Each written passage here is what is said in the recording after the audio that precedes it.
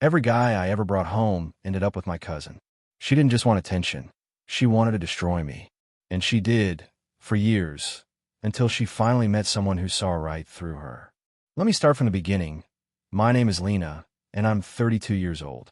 I grew up in Michigan, in one of those families where everyone stays close. Like, nobody lives more than 20 minutes away, and you're expected to show up to every holiday, or Grandma Ruth acts like you personally ruined her week. Aubrey is my cousin on my mom's side. She's 2 years younger than me, and ever since we were little, everyone just sort of agreed she was the special one, the star, the one everyone admired. And here's the thing about Aubrey. She's gorgeous. Not just pretty, annoyingly beautiful. Long blonde hair, bright green eyes, fit in all the right ways. She's the type of woman who could throw on an old trash bag and somehow still have men stumbling over themselves to open doors for her. And she knows exactly what kind of effect she has. She figured that out early, way back when we were teenagers. The first time it became a problem, I was 23. I had just started dating this guy named Dylan. He was a graphic designer. Quiet, gentle, thoughtful. We'd been together about 4 months, and I was nervous about introducing him to the family, because honestly, my family can be overwhelming. But Dylan insisted. He said he wanted to meet everyone, that he was serious about me. So we went to Thanksgiving at my Aunt Marlene's place. And of course, Aubrey walked in wearing this tiny red dress that had no business being worn at a family holiday dinner. But nobody called her out on it, because nobody ever calls Aubrey out on anything. My mom just gave me a look like, well, here we go again, and went back to mashing the potatoes. After dinner, Dylan and I were sitting on the couch with my uncle, talking about football or something. That's when Aubrey walked over and just wedged herself between us. She didn't even ask. She just sat down and squeezed herself in the middle, pressing her leg right up against Dylan. She started asking him all kinds of questions about his job, laughing at everything he said, touching his arm whenever she giggled, leaning forward just enough so he'd get an eyeful down her dress. And I'm sitting right there, right next to them, and she's acting like I disappeared. Dylan looked uncomfortable, but also, he was a guy, and Aubrey is, well, Aubrey. By the end of the night, I found them chatting alone in the kitchen. She had her hand on his chest and was laughing like he was the funniest man alive. When they noticed me, Aubrey smiled all sweet and harmless and said, "I was just telling Dylan how lucky he is to have you." 3 weeks later, Dylan told me he needed space and wasn't ready for something serious. 2 months after that, I saw him tagged in one of Aubrey's Instagram photos. They were at a bar downtown. His arm was around her waist, and that became the pattern. Every time I brought someone home, every single guy, Aubrey went after him. It didn't matter what holiday it was, Thanksgiving, Christmas, Easter, 4th of July. If I showed up with a date, she showed up dressed like she was heading to a club, and by the time we went home, she already had his attention. There was Logan, the teacher I dated at 25. Aubrey cornered him by the dessert table for half an hour, talking about her volunteer work with underprivileged kids. They exchanged numbers to plan a charity thing. I later found out they'd been texting for weeks. Then there was Ethan, the accountant. Aubrey asked him to help her move furniture in her apartment. I wasn't invited, and when I asked him about it, I was the one accused of being jealous and controlling. Caleb, Mason, Adrian, every single one. And the worst part, my family let it happen. My mom would take me aside and say Aubrey was just young and didn't mean anything by it. My aunt said I shouldn't bring men around if I couldn't handle a little competition. My grandma told me I should try being more feminine if I wanted to keep a man's attention. So I stopped bringing dates to holidays. For years, I showed up alone. I told everyone I was focusing on work, that I liked being single. Truth was, I was dating. I just refused to hand Aubrey any more chances to ruin something. Then, when I was 31, I met Cole, and he felt different. He was a doctor, smart, funny, handsome, genuinely kind. We'd been together 8 months, and it was the healthiest relationship I'd ever had. He kept asking to meet my family, and I kept dodging the topic. But Christmas was coming, and there was no way to avoid it forever. So I told him about Aubrey. I sat him down and explained everything. The history, the pattern, the warnings. I told him to stay by my side, not to fall for her tricks. Cole laughed, actually laughed, and said he wasn't going to leave me for some cousin. On Christmas Eve, we drove to my parents' house. I was so anxious my stomach hurt. Cole squeezed my hand and told me it would be okay. Aubrey was already there when we arrived. She was wearing this white sweater dress that fit her like it was painted on, and heels that made her legs look like they went on forever. Her hair was perfect. She looked like she had walked off a holiday perfume commercial. When she saw Cole, her eyes lit up like she just hit the jackpot. "Oh, you must be Cole," she said, smiling like sunshine. "I've heard so much. Lena is so lucky." She hugged him, too long. Cole stayed close to me, kept his arm around my waist, kissed my forehead. All of it. And for a little while, I really believed maybe this time would be different. But Aubrey was patient. She always waited. She hovered all night, laughing at Cole's jokes, asking questions, chiming in anywhere she could. Then she accidentally spilled wine on her dress and asked Cole to help her clean it because he's a doctor, so he must know how to fix things. He looked at me.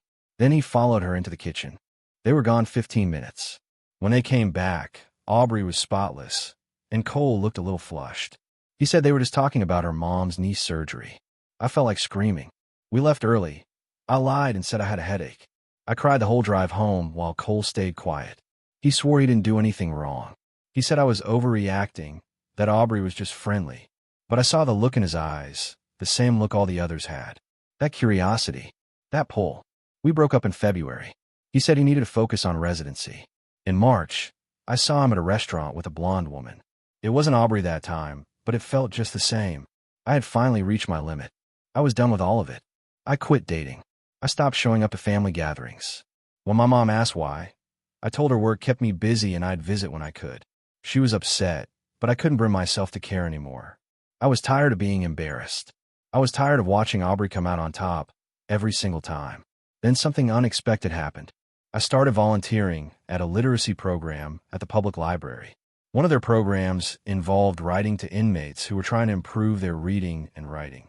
I signed up mostly because I needed something to fill my time, and I figured helping someone learn how to read better wasn't the worst way to spend it. They paired me with an inmate named Jonah. He was 34, serving the last 2 years of a 7-year sentence for armed robbery. His first letter was short, just a polite thank you and a hope that he could work on his writing before he got released. I wrote back. I told him about my job as a project manager at a tech company, that I liked hiking, and mentioned the Michigan weather. Just normal conversation. His reply had more to it. He wrote about growing up in Detroit, about the mistakes he made when he was younger, and how prison gave him time to think about the person he wanted to become. His writing wasn't smooth or perfect, but it was honest. There was something very real about it, and I appreciated that. We continued writing, at first once a week, then twice, and eventually almost every day. He told me about the books he was reading, the anger management classes he was taking, and his plans for life after release. He wanted to find a job in construction and maybe attend community college someday. He said he had an aunt in Grand Rapids who would let him stay with her until he could stand on his own. I told him about my family. I told him about Aubrey, and how she made me feel invisible and angry and small. Jonah didn't dismiss it. He didn't tell me to be confident or to ignore her. He just said, "Your cousin sounds like someone who feels good only when she makes someone else feel terrible. That's her problem, not yours." His words were so simple, but they made sense. We wrote like that for 8 months. I started looking forward to his letters more than anything else in my week. He was thoughtful, funny, and surprisingly open. Maybe it was because he was in prison, or maybe that was just who he was. Then one day he wrote and said he was getting out in 2 months. He asked if I consider meeting him in person, maybe just for coffee. He said there was no pressure and that he would understand if I said no. I said yes. I don't know exactly why. Maybe I was lonely. Maybe I was curious. Maybe I just wanted something in my life that had nothing to do with Aubrey. Jonah got out in October. We met at a coffee shop in Grand Rapids. I was nervous, of course. I had only ever seen one small blurry picture of him. But when he walked in, I recognized him right away. Tall, broad, short dark hair, a little shy in his smile. He wasn't polished or showy like the men I had dated before, but he was real. We talked for 3 hours. It felt easy. He told me about adjusting to being out, about his drywall job, about living with his aunt. I told him about my job, my apartment, and my family. He asked if he could see me again. I said yes. And eventually, we were dating. We went to movies, got dinner, took walks by the river. He listened. He didn't play games. He said what he meant. He understood me in a way no one ever had. He noticed when I was upset before I even said anything. He knew when I needed space and when I needed someone to hold me. It felt like someone finally saw me. Then November came, and my mom called asking if I was coming to Thanksgiving. I had been avoiding her calls, but I finally answered. She said everyone missed me, especially Grandma Ruth, and that it had almost been a full year since I came to any holiday. I said I'd think about it. That night, I mentioned it to Jonah. I told him how every holiday turned into another round of Aubrey making me feel small. Jonah listened, then said, "Take me with you." I laughed. I told him he didn't understand what Aubrey was like. I told him she would flirt, touch, try to get him alone, do everything she could to get between us. I told him she had ruined every relationship I ever brought near her. Jonah just shrugged and said, "I was in prison for 7 years. I think I can handle your cousin." I thought about it, and eventually I said yes. That on Thanksgiving morning, I felt sick with nerves. Jonah stayed calm. He wore a simple button-down and jeans. He had shaved, and he looked good, normal, like someone you could bring home. On the drive there, I warned him again, "Stay with me. Don't let her get you alone. Don't fall for her." He took my hand and said, "I'm not going anywhere." We walked inside. My mom hugged me like she hadn't seen me in years. My dad shook Jonah's hand and started talking about the deck he built last summer. Then Aubrey came out of the kitchen. She was wearing a tight black dress with a deep neckline and heels that looked like they were chosen to make a statement. Her makeup was perfect, like she'd spent hours getting ready for a photo shoot, not a family Thanksgiving in the suburbs. When her eyes landed on Jonah, I could practically see her brain switch into hunt mode. She walked over with this slow, practiced smile, the kind she always used when she wanted something. "You must be Jonah," she said, holding out her hand. "I'm Aubrey, Lena's cousin." Jonah shook her hand politely, just once. "Nice to meet you." But Aubrey didn't let go. She kept holding his hand, just a little too long, like she wanted to make sure I noticed. "I've heard absolutely nothing about you," she said, glancing at me with fake innocence. "Lena keeps her life so private." "How long have you two been together?" she asked. "Couple months," I replied. "That's adorable," she said, sugary sweet. "How did you meet?"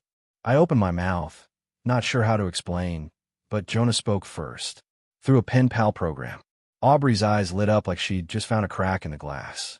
"Oh, like one of those online things. That's cute. Something like that," Jonah said, voice calm and steady.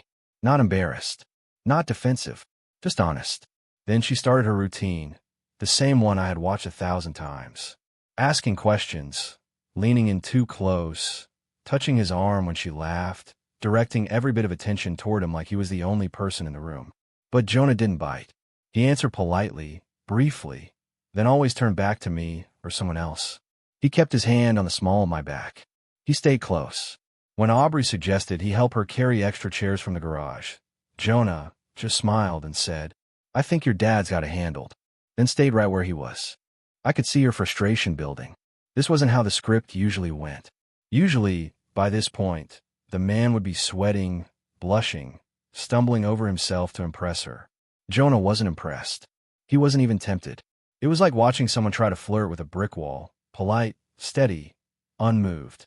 At dinner, Aubrey sat directly across from us. She leaned forward every time she spoke to Jonah, laughed too loudly at jokes that weren't funny, told stories designed to make her seem mysterious and worldly.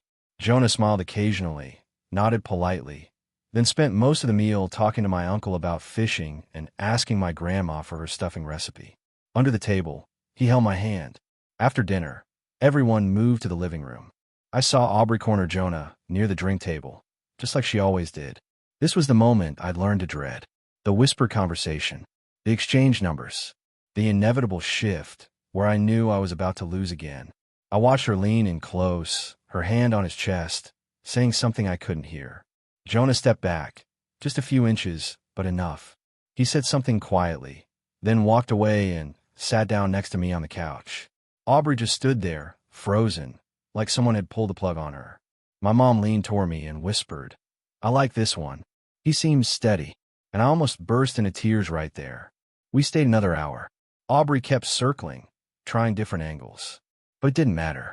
Jonah acted like she was just another person in the room, not the center of gravity, she was used to being.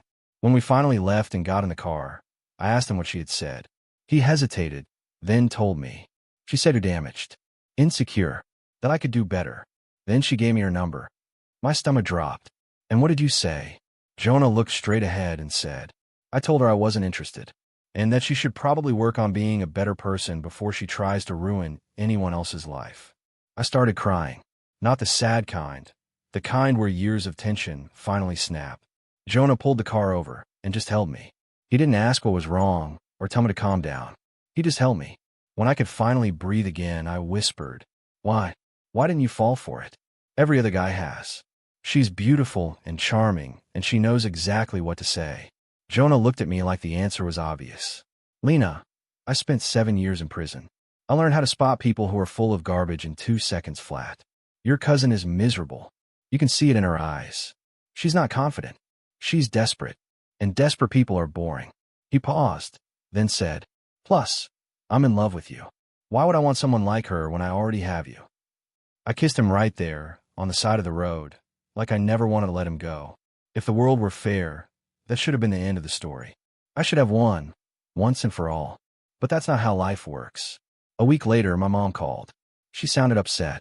She said Aubrey had shown up at her house crying, saying I brought an ex-convict to Thanksgiving without telling anyone.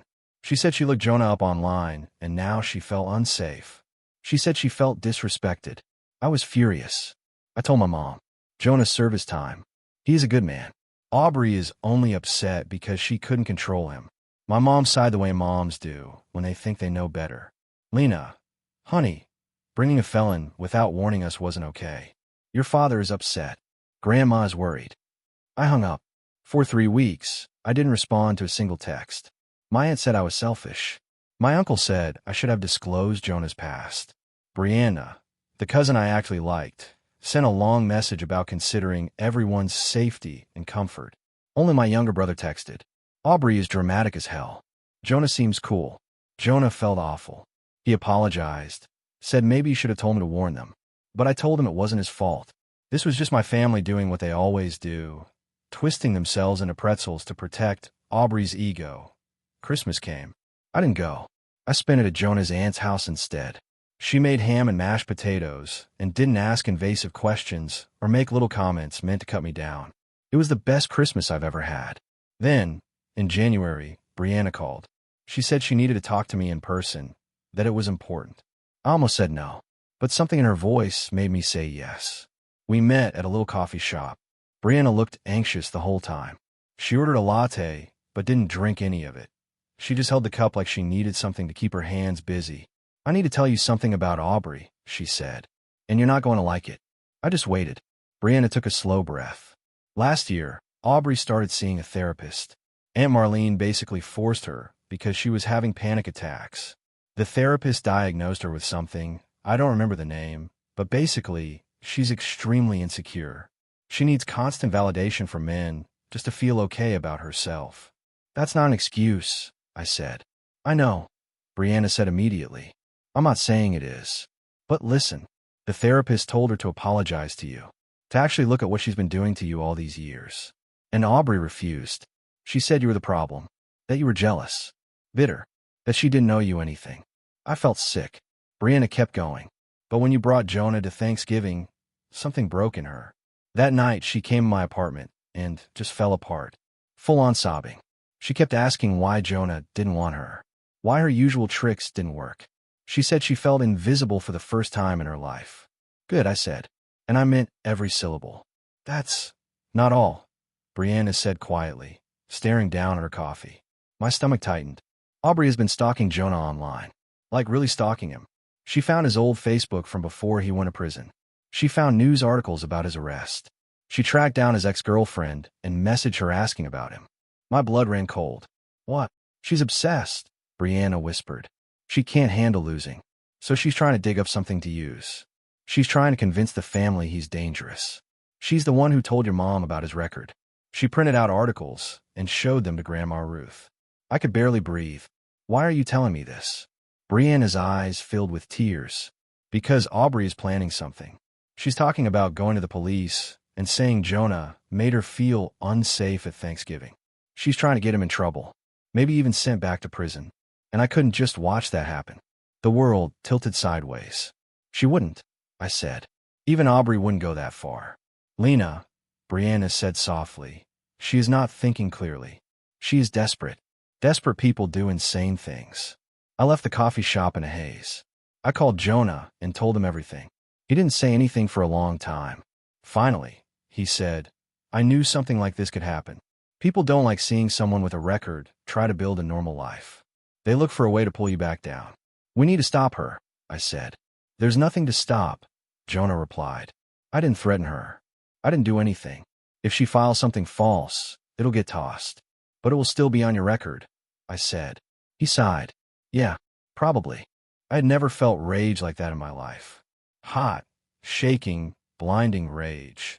That she could be so selfish, so empty, that she would try to destroy someone's life just because he didn't want her. For 2 days, I tried to figure out what to do. Confront her, warn my parents, call a lawyer. Then Jonah said something that changed everything. What if we just let her do it? I stared at him. What? What if we let her file the report? He repeated. Let her put the lie in writing. And then we prove she's lying. How? I asked. Jonah unlocked his phone, opened his voice memo app. I recorded our conversation at Thanksgiving, the one by the drink table. When she gave me her number, I record a lot of conversations now. Prison habit. He hit play. Aubrey's voice came through, crisp and unmistakable. Lena is damaged and insecure. You seem like a smart guy. You could do better. Here's my number. Call me if you want to have a real conversation. Then Jonah's voice. I'm not interested. You should probably work on being a better person before you try to ruin anyone else's life. Aubrey's laugh. Sharp and mean. Wow, you just like her. Judgmental and boring. The recording ended. This proves she was the one coming on to me, Jonas said. If she tries to say I made her uncomfortable, this contradicts her. Completely. I looked at him, full of something like awe. You recorded that just in case. Jonah nodded. 7 years in prison teaches you to protect yourself. We waited. 3 weeks passed. Nothing. I started to think maybe Brianna was wrong. Maybe Aubrey let it go. Then my mom called. She said Aubrey had gotten into a minor car accident. Nothing serious, but she was shaken up and wanted me to visit. I said no. My mom acted like I'd personally burned down the house. Said I was being cruel. Said family was family. I hung up. But guilt is a language my family taught me fluently. So eventually, I went. Aubrey was in a private room, sitting up with a small bandage on her forehead. She looked surprised to see me. Genuinely surprised. Lena, she breathed. I didn't think you'd come. Almost didn't, I said. Mom said you wanted to talk. Aubrey looked down at her hands. I did. I need to tell you something. I waited. I've been really messed up, she said quietly. Her voice trembled. Really messed up. My therapist says I use male attention to avoid dealing with some trauma from when I was younger. And I know that doesn't excuse what I've done to you. Or to your relationships. I didn't respond. The tears came then. Full, messy, real. I've been jealous of you for so long, Aubrey whispered. And that's where we leave it. You've always had your life together, Aubrey said. Her voice was small, shaky. You had a good job, your own place, people actually liked you. You're smart, funny, and I've had nothing but my looks. And I've been so scared of losing that, of being invisible, that I try to prove I was better than you by taking the one thing you had that I didn't. My relationships, I said. Aubrey nodded, tears slipping down her cheeks. Yes, and I know how messed up that is. I know I've hurt you. I know I've been awful. I'm so sorry. I stood there staring at her. This woman who had made my life miserable for years, who had taken men from me just to feel powerful, who made me feel small, unlovable, and forgettable. And now here she was, admitting it, breaking down. I thought I would feel triumphant, like I finally won. But I didn't feel anything except tired. I don't forgive you, I said. I don't know if I ever will. But I appreciate you finally admitting what you've done. Aubrey nodded, still crying. I turned to leave. Then I paused at the door and looked back at her. For what it's worth, I said softly, I hope you get the help you need. I hope you learn who you are beyond your looks. But I won't be part of that process. Don't contact me. And don't contact Jonah. Just leave us alone. And I walked out. Brianna was in the hallway. She pulled me into a hug. I'm proud of you, she whispered. I asked her what changed, why Aubrey had suddenly broken down like that. Brianna looked uncomfortable. She got a call from her therapist this morning. The police reached out because Aubrey had been preparing to file a report against Jonah. The therapist talked her down, told her it would ruin her life and his, and that she needed to face what she was actually feeling instead of destroying someone else. I felt dizzy. She really was going to do it. Yeah, Brianna said quietly. But she didn't. That has to count for something, right? I didn't answer. I left and called Jonah. I told him everything. He was silent for a moment, then said, "So, it's over?" "I think so," I said. "Good," he said, "because I want to ask you something." My heart jumped. "What?" "Move in with me." I laughed, half shocked, half relieved. "What?" "Move in with me," Jonah repeated. "I know it's soon, but I spent 7 years alone in a cell. I don't want to waste any more time. I love you. I want a life with you." So I said yes. I moved in with Jonah in March. We found a small apartment near his work. Nothing fancy, but it was ours.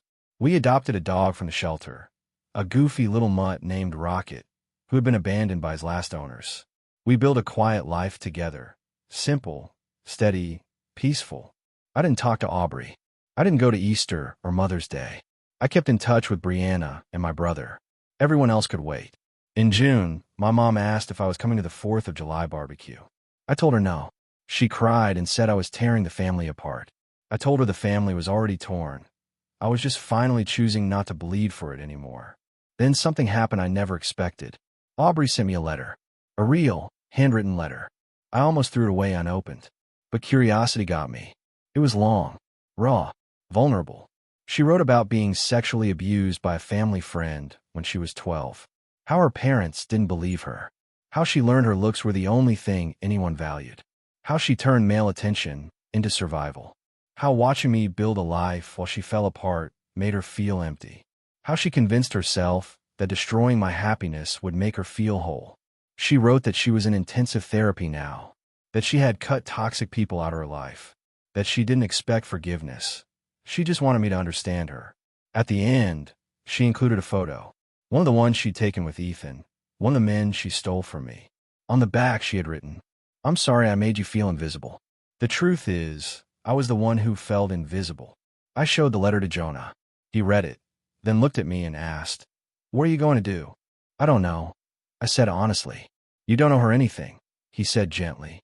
"Not forgiveness. Not closeness. Nothing. She hurt you. You get to choose what happens now. Do you think she deserves another chance?" I asked. Jonah thought for a long moment. "I think people can change." I did. But change is hard. And most people don't actually do the work. Maybe she will. Maybe she won't. But that's not on you. He was right. So I wrote Aubrey back. A short letter. I told her I was sorry for what she went through, and that I still needed distance. I said maybe one day we could have a relationship, but not now. She wrote back, "I understand. That was a year and a half ago." I said yes. The wedding is in 2 months, and honestly, I have no idea how I'm going to feel when I see my family again.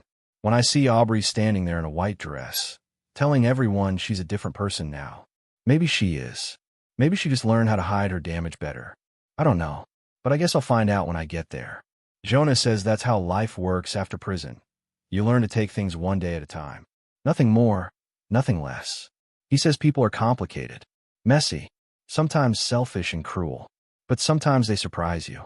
He tells me I surprised him, that he never thought he'd get out of prison and meet someone who would love him anyway, with his past and his scars and all of it. He says he never thought he'd get a second chance at something normal. I tell him he surprised me too, that he was the first man who ever chose me over Aubrey, the first one who saw her for what she was and still decided that I was worth staying for. Right now, we're sitting on our couch, Rocket curled up like a warm loaf of bread between us. We're talking about whether we should get a cat. Jonah says yes. I say we already have a dog. He says that's exactly why we need a cat, for balance. I'm laughing because somehow this is my life now, debating pets with a man who spent 7 years behind bars and still manages to be the most grounded, honest, steady person I've ever known. My phone buzzes. It's a message from Aubrey. "Thank you for saying yes to the wedding. It means everything to me." I text back. "See you there." I don't know what's going to happen at that wedding. I don't know if Aubrey and I will ever really rebuild anything, or if my family will ever understand why I had to walk away for so long. Maybe we'll talk again after the wedding. Maybe we won't. Maybe things will change. Maybe they won't. But for the first time in my life, I'm not afraid of any of that. Because I have Jonah and Rocket and our tiny apartment with the drafty windows and mismatched dishes. Our quiet, ordinary, boring, beautiful life. And that is enough. Actually, it's more than enough. It's everything.